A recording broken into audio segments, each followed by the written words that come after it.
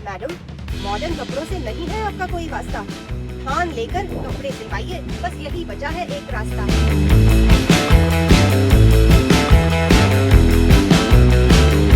Hi friends, मैं हूँ पल्लवी। मेरे YouTube चैनल काव्य व्यंग में आपका बहुत बहुत स्वागत है।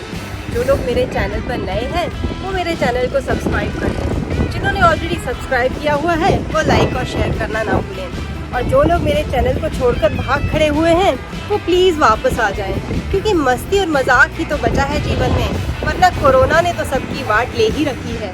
नया साल शुरू हो चुका है और हर बार नए साल पे हम कुछ ना कुछ रेजोल्यूशन तो लेते ही हैं। अभी कल भी मैं अपने दोस्तों से गपशप कर रही थी तो मैंने सुना कि मेरे बहुत सारे फ्रेंड्स, स्पेशली लेडीज़ ने वेट लॉस का रेजोल्यूशन लिया हुआ है। इसी से प्रेरित होकर मैंने एक हास्य व्यंग की रचना लिखी है। तो बहुत सारा टाइम वेस्ट न करते हुए अब मैं तुरंत आपको वो कविता सुनाती हूँ, एंजॉय कीजिए। मोटी मोटी सुनकर पक चुकी थी, अपनी ही छवि अपनी आंखों से देखकर थक चुकी थी। उस पर पतिदेव ने पुरानी फोटो देखकर एक दिन फरमाया, शादी के बाद से लेकर अब तक क्या से क्या हो गई है तुम्हारी काया। लगता है तुमको अपने घर का राशन बहुत है भाया। एक दिन अपने जन्मदिन पर जब मैंने पहनी अपनी एक साड़ी, वो ड्रम को लपेटी हो ऐसे लग रही थी। मैंने आईना जब देखा तो वो मुझ पे जरा भी नहीं फब रही थी। कपड़े खरीदने जब मैं गई एक दिन पास के मॉल, मुझे देखकर वहाँ की सेल्स गर्ल का हो गया बहुत बुरा हाल। कौन से ब्रांड के कपड़े दिखाए समझ नहीं पा रही थी, पर ग्राहक तो भगवान का रूप होता है, इसलिए मन महसूस कर रह जा रही थी। तंग आकर आखिरकार बोली, मैडम, मॉडर्न कपड़ों से नहीं है आपका कोई वास्ता। थान लेकर कपड़े सिलवाइए, बस यही बचा है एक रास्ता। सड़क पर चलती छरहरी कन्याओं को देखकर मेरे ये बोले, पहले हमारी जोड़ी लगती थी जैसे दिया और बाती, पर अब तुम मेरे साथ ऐसे लगती हो जैसे हाथी मेरे साथी। इन्होंने मुझ पर ये जो तंज कसा, इसने सीधे मुझे मेरे दिल पर डसा। और तभी मैंने कर लिया एक प्रण और इनसे कहा, अपनी शादी की 25वीं सालगिरह से पहले मैं घटा लूंगी अपना वजन। ये सुनकर पतिदेव मुस्कुराए और बोले, ऐसे वादे और इरादे तुम करके तोड़ चुकी हो 10 बार। तुम्हारे वादे होते हैं ऐसे ही जैसे चुनाव में करती है सरकार। पहले करके दिखाओ वजन अपना कम, तभी मैं मानूंगा कि तुम्हारी बातों में है कुछ दम। बस फिर क्या था, गूगल से लेकर मेरी डाइटिशियन दोस्त से मुझे मिले वजन कम करने के तमाम तरीके, पर उसने खानी थी इतनी बेस्वाद चीज़ें कि मुझे वो तरीके बहुत लगे फीके।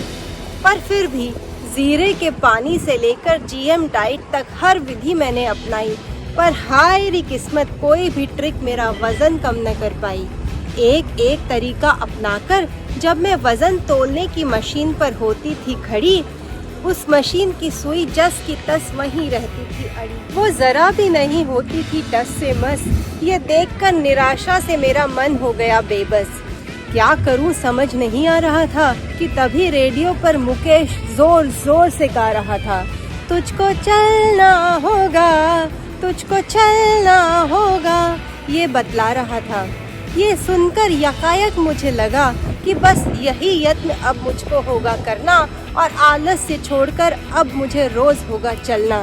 पर सुबह उठने के नाम से ही मैं कांप जाती थी और 2-4 कदम चलते ही मैं हाफ जाती। फिर भी मैं करती रही सुबह शाम की सैर, पर 3-4 महीनों तक कुछ भी असर न हुआ। मानो मेरे वजन को जैसे हो मुझसे ही कोई बैर। मेरा वजन मुझसे चिपक गया था कुछ ऐसे, घर में बिन बुलाया मेहमान आ गया हो जैसे। पर सवाल अब तोन का नहीं नाक का भी था, इसलिए मैं जुटी रही और करती रही रोज व्यायाम। 3-4 महीने बाद जाकर वेइंग मशीन की सुई नीचे की तरफ थोड़ी सी हिली। उसे देखकर कोई अवार्ड जीत लिया हो जैसे, ऐसी ही खुशी मुझको भी मिली। पर जैसा चाहिए था वैसा नहीं मिल रहा था परिणाम। तब मेरी डॉक्टर दोस्त ने कहा, मिठास खाने में नहीं सिर्फ बातों में रखो मेरी जान। फिर ये उपाय भी मैंने आजमाया और सौभाग्य से अब की बार ये मेरे काम आया। धीरे धीरे आखिर कम होने लगा मेरा वजन, और अब तक जो लोग मुझे देखकर उड़ाते होंगे मेरा मजाक, वो अब मुझे देखकर रह जाते थे अवाक। पर उन्हें क्या पता कितनी कठिन थी वजन कम करने की ये डगर। मगर खुशी इसी बात की है कि सही जगह पर खत्म हुआ मेरा ये सफर। अगर अब भी मैं नहीं कर पाती अपना वजन कम तो मुझे जिंदगी भर रहता मोटापे का गम।